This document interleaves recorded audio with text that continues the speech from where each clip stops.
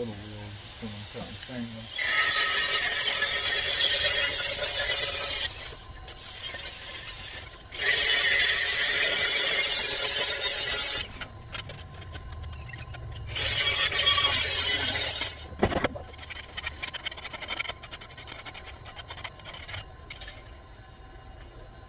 This is a process too, when you want to be able to take your finger in here 100%, you may know your base.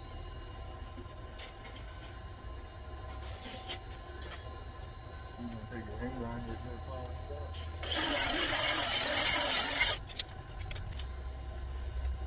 You can see this little room right here, you want to use that. So you